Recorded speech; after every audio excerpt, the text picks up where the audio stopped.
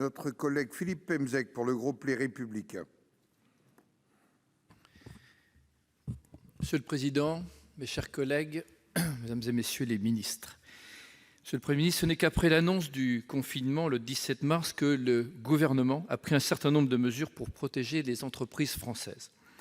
À défaut d'avoir su faire face aux premiers assauts de la guerre sanitaire, l'État aura au moins retenu la leçon économique et financière de la crise de 2008. D'abord, une aide forfaitaire et apparemment généreuse qui a été mise en place pour les TPE, indépendants et micro-entrepreneurs via le Fonds de solidarité, mais cette mesure est insuffisante. De nombreuses TPE, malheureusement, devront mettre la clé sous la porte. Imaginez un restaurateur sans chiffre d'affaires qui doit payer ses factures et ses charges. Les TPE, ne l'oublions pas, représentent 3 300 000 entreprises, c'est-à-dire 95% du tissu économique. Elles emploient 20% des salariés en France. Elles sont le cœur qui fait battre et respirer nos communes.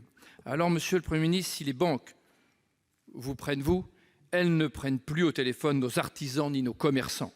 Et si elles les lâchent, ce sera un abîme dans la fracture territoriale. Alors, j'ai 3 questions. À l'heure où nous sommes au milieu de la tempête, quelles sont les mesures supplémentaires, concrètes, efficaces et à application immédiate que vous comptez prendre pour éviter d'ajouter à la crise sanitaire une catastrophe économique, financière et sociale? Deuxièmement, quand utilisez-vous votre poids pour faire pression sur les banques et sur les assureurs? Je rappelle que les banques ont été sauvées par l'État, c'est-à-dire par le contribuable, lors de la crise de 2008. Ce serait peut-être normal que les banques, à leur tour, fassent un effort. Enfin, troisièmement, vous avez dit à l'instant que les communes jouaient le jeu. Moi, ça m'a frappé cette phrase. Elles ne jouent pas, les communes. Elles sont sur le terrain, elles font preuve au quotidien de leur efficacité, parce que c'est elles qui sont là face à la crise. On ne peut pas dire que l'État, lui, fasse preuve toujours de cette même efficacité. J'espère donc qu'après cette crise, au sortir de cette crise, on votera une loi nouvelle de décentralisation pour donner enfin à ceux qui ont cette capacité d'exercer le pouvoir de le faire au quotidien correctement, comme c'est le cas aujourd'hui. Pour vous répondre, la parole est à Madame la secrétaire d'État auprès du ministre de l'économie et des finances. Vous avez la parole. Merci, Monsieur le Président, Messieurs les sénateurs. Monsieur le sénateur Pemezec, d'abord, vous l'avez dit, nous sommes aux côtés des entreprises et nous n'avons pas attendu. Je crois que l'État a fait montre de sa très grande réactivité, grâce aussi à la représentation nationale qui a très vite voté les mesures que nous lui avons proposées. Et aujourd'hui, la trésorerie est en route vers les entreprises. Elles le sont particulièrement vers les TPE, puisque vous le savez, le Fonds de solidarité pour les entreprises, c'est aujourd'hui, demain, après-demain, que les 1 500 € arrivent sur le compte en banque de toutes ces entreprises. Ça, c'est efficace, concret, pertinent, me semble-t-il. Ensuite, il faut bien sûr aller plus loin parce que les TPE sont confrontées à des difficultés face à leur absence de chiffre d'affaires, doivent faire face à des charges. Qu'avons-nous fait? Nous avons repris point à point ces charges. Face à la masse salariale, des mesures de chômage partiel.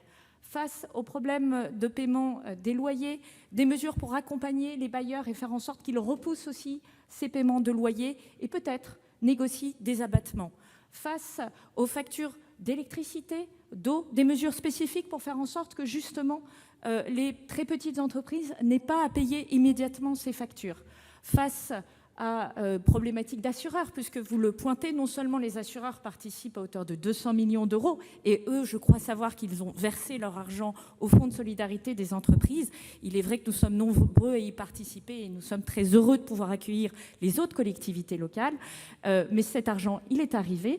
Mais ils ont également accepté de repousser le paiement des primes sans remettre en cause l'intégrité des contrats. Donc ça, c'est un effort solidaire, manifeste, important, et nous allons continuer spécifiquement en visant ces très petites entreprises, car moi je passe beaucoup de temps avec elles. J'étais encore 2 heures au téléphone avec l'ensemble des fédérations de commerçants pour repointer les assureurs crédits, les problématiques dans les banques, les soucis avec les bailleurs, et faire en sorte que la médiation du crédit soit sur les territoires un service d'État, que la médiation des entreprises soit sur le territoire un service d'État, et que chacun soit mobilisé à leur côté. Merci Madame la ministre.